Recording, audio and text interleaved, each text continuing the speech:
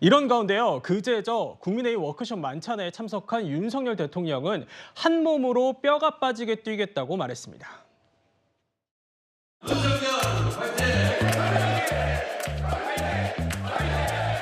여러분 보니까 정말 스트레스가 풀리고 힘이 납니다. 지난 대선부터 시작해서 지방선거 또 이번 총선은 어려움도 많았습니다만은 여러분들과 선거와 또 여러 가지 국정 현안에서 한 몸이 돼서 그동안 싸워왔기 때문에 여러분들이 이렇게 오늘 뵈니까 제가 그냥 기분이 좋습니다. 그냥. 이승환 위원장님, 대통령이 또 직접 한 몸이라는 말을 꺼냈어요. 그 어느 때보다도 또 당과 하나가 되기를 원하는 것 같은데 어떻게 좀 보셨습니까? 대통령의 여당 워크숍 참석에 대해서 대통령이 전당대회 전에 당을 장악하려는 거 아니냐 이런 얘기들까지 나오고 있는 반응을 봤습니다. 그런데 얼마 전까지만 해도 정치권 일각에서는 총선 결과에 따라서 대통령이 탈당할 수도 있다.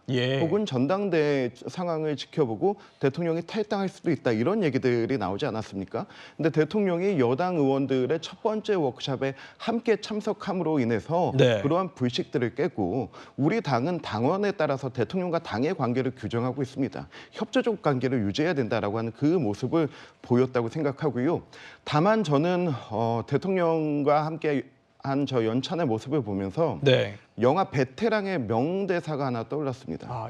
우리가 돈이 없지 가오가 없냐라고 하는 명대사가 있었는데요. 저 모습을 보면서 우리가 의석수가 없지 대통령이 없냐라고 하는 거 좀 그런 모습이 연출된 것 같았는데요. 근데 우리가 좀 냉정하게 생각해야 됩니다. 우린 지금 의석수도 없고 지지율도 없고 당의 혁신 과제도 없고 그리고 당을 강력하게 이끌 지도부도 없습니다. 좀 일각에서 비판의 모습도 있고 뭐 축배래들 자리였냐 하는데 우리 조금 더 겸허하고 겸손하고 현재 상황을 심각하게 받아들여야지만 우리가 좀 더 지금 역대 최저 지지율을 기록하고 있지 않습니까? 이런 부분을 좀 헤쳐나갈 수 있는 동력이 될 거라고 저도 여당의 일원으로서 생각합니다. 네, 방금 쓰신 용어는 방송용으로는 적절하진 않지만 영화 대사를 인용한 것으로 가름하겠고요. 이런 가운데 또 유력한 당권 주자죠. 유승민 전 의원은요. 지나간 걸 다 잊자니 우리가 뭘 잘못해서 총선에서 참패했는지 잊은 거냐면서 날을 세웠습니다. 어제 나온 갤럽 국정 지지율을 보면요. 여당 내부에서도 이런 말이 나올 수 있을 것 같은데요. 김광석 변호사님 지지율 어떻게 보셨습니까? 일단 이제 지지율을 떠나서요. 어제 연찬에 대해서 한 말씀 드리고자 해요. 일단 연찬에 할 수 있죠. 대통령과 할 수 있어요. 그런데 어제 연찬회 자체는 마치 총선에서 승리한 연찬회 같았어요. 한 몸이 돼서 뼈 빠지게 뛰자. 근데 사실 지난번 정권 심판론의 가장 문제점이 수직적 당청 관계 아니었어요.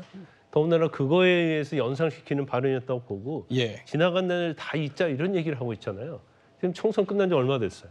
지금 있는 게 아니고 사실은 되새김질하면서 반성을 해야 하는데 연찬의 모습 자체가 첫 번째는 이제 반성 모드로 가야 하는 거거든요. 겸손하면서 반성 모드로 가야 했는데 그런 것이 좀 없었다는 거. 더군다나 물론 뭐 당연히 연찬 술 먹을 수 있죠.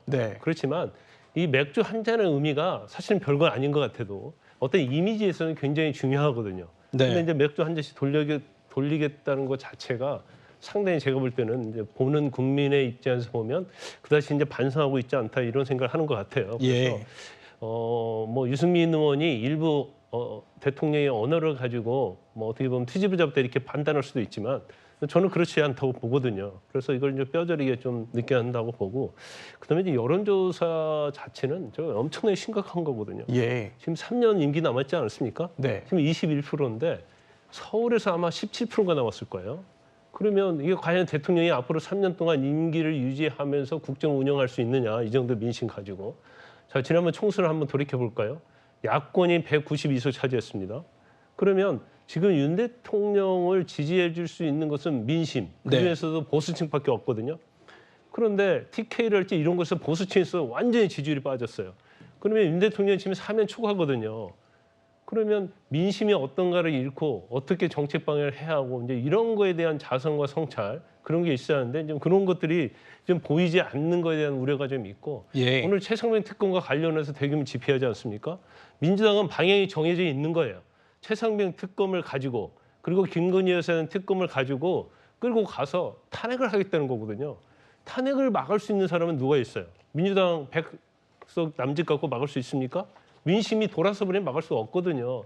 그럼 결과적으로 따지면 대통령을 지켜줄 수 있는 것은 민심밖에 없다. 네. 그런데 총선 이후에 대통령 어떤 행보랄지 이런 것들을 보면 그런 것들이 별로 느껴지지 않아서 상당히 안타까운 측면이 좀 있습니다. 그렇군요.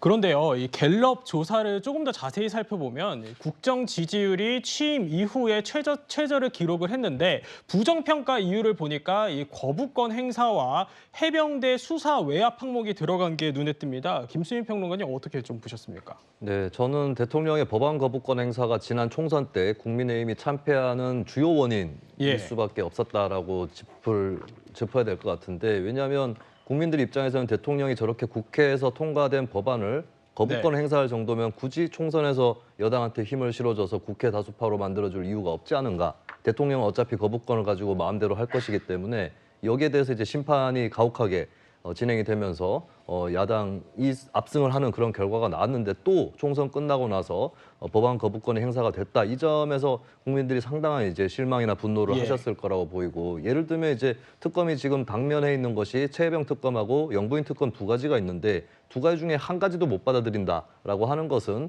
대통령이 이제 총선 참패에도 불구하고 민심을 받지 않는 것이다. 이렇게 해석이 되고 있는 것 같습니다. 그리고 사안이 또 사안인 게 이번에 이제 특검법이 거부권 행사가 되고 나서 이제 재의결에서 부결이 됐죠. 그러고 나서 거의 이제 앞뒤로 동시에 이 대통령을 포함해서 정부 관계자들이 몇 월 며칠 몇 시에 몇 분 동안 통화를 어떻게 했다. 뭐 통화 내용은 알 수 없지만 그런 기록들이 또 대대적으로 밝혀져서 국민들의 의구심이 더 증폭되고 있거든요. 사실 정권을 무너뜨릴 수 있는 것은 어떤 경제 문제라든지 정책 실패가 아니라 보통은 도덕적 문제였습니다. 과거 정권들을 살펴보면 그런 의미에서 이제 지금 취임한 지 절반이 간 넘은 대통령이 지지율이 20%를 살짝 넘는다라고 하는 거 이것은 분명하게 윤리적이고 도덕적인 문제 이것이 크게 작용해서 국민들의 민심이 이탈하고 있다 이렇게 해석을 할 수밖에 없겠습니다. 네, 그렇군요. 이 해병대 수사 외압 의혹을 조금 더 살펴보면요. 이 대통령실과 여당은 공수처 수사를 예의주시하고 있다 이런 입장인데요. 사실 이승환 위원장님 수사 결과만 지켜보는 이 소극적인 태도로는 지금 여론이 사실 심상치는 않은 것 같은데요. 어떻게 좀 보십니까? 우선은 수사 결과를 지켜보는 과정에서 공수처가 지금 굉장히 빠르고 심도 깊게 수사의 결과들을 내고 있습니다. 이 부분을 우선 지켜보자고 하는 것이고요. 그리고 이 부분 그리고 또 하나가 공수처장이 최근에 임명되지 않았습니까? 공수처장이 언제까지 이 수사에 대해서 일단락을 하겠다. 그럼 로드맵을 발표하고 그것을 여야가 함께 지켜볼 필요가 있는 것입니다. 그리고 대통령이 취임 2주년 기자회견에서 말한 것처럼 여기에서도 국민적 의혹이 남아 있다면은 우리가 먼저 특검 신청하겠다라고 하는 부분을 기억해야 된다고 봅니다. 그런데 이 상황이 과연 3달이 걸릴까요? 4달이 걸릴까요? 저는 정기국회 전에 모든 그 수사 내용은 밝혀지고 공수처가 충분한 이 설명을 할 수 있을 거라고 보거든요. 그런데 여기에서 다시 특검을 낸다. 특검은 지금 발의해서 패스트트랙 태워서 최장 기간이 걸린다고 해도 330일이 걸립니다. 그리고 지난번 최상병 특검 패스트트랙 지정하고 무려 6개월 걸렸습니다. 그 시간이면은 공수처가 이미 수사 결과 발표하고 국민적 의혹이 더해지는지 더해지지 않는지 그리고 우리가 특검을 오히려 우리가 먼저 발의할지 안 할지에 선택할 수 있는 모든 시간이 그 안에 다 들어있는데 그럼에도 불구하고 다시 특검법을 내고 정부를 압박하는 거는 이거는 탄핵을 기저에 둔 정부 정쟁용이라고 볼 수밖에 없다는 것이죠. 우리가 한 3달, 4달 기다려달라는 게 아닙니다. 1달, 2달 안에 시간 안에 나올 것인데 이렇게 특검법 내고 장애 집회하고 탄핵의 기저에 깔고 정부를 압박하는 것은 국민들 보시기에도 또 이 사건의 실체적 진실에 다가가는 데에도 전혀 도움이 되지 않는다고 봅니다. 네, 그렇군요.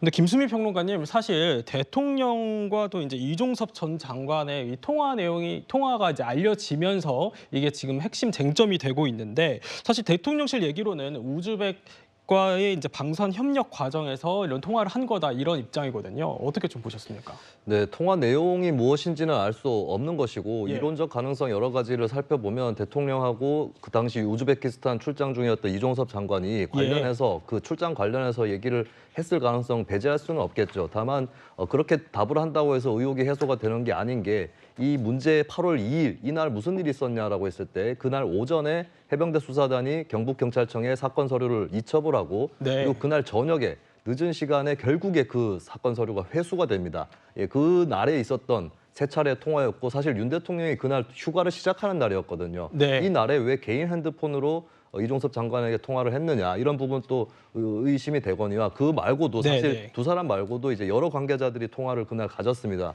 뭐 대통령실 관계자하고 국방부 관계자 통화도 있고 국방부 관계자하고 경찰 쪽 관계자 통화들도 있는 것이고 그리고 네. 그 통화들 중에서는 생전 처음으로 두 사람 간의 통화가 이루어진 그런 관계자들 통화도 있는 거고요. 그다음에 이날 이후도 중요한데 하필이면 이종섭 경호처장하고 이종섭 국방부 장관하고 그다음에 김용현 경호처장이 상당히 자주 통화를 합니다. 대통령 휴가 기간에. 그리고 그 통화 사이사이에 또 이상민 행안부 장관하고의 통화가 있거든요. 네. 과연 무슨 일이었길래 이런 식으로 정부 관계자들 간에 굉장히 다각적인 통화가 이루어지는가. 그것도 보면 내역들을 보면 문자 메시지 보내고 받고 하는 것까지 포함하면 굉장히 촘촘하게 이루어지거든요. 여기에 대해서 의혹을 부식시키기에는 그날 대통령하고 이종섭 장관이 세 차례 우즈베키스탄 관련 통화를 했다라고만 얘기하는 것으로는 상당히 부족해 보입니다. 예, 그렇군요.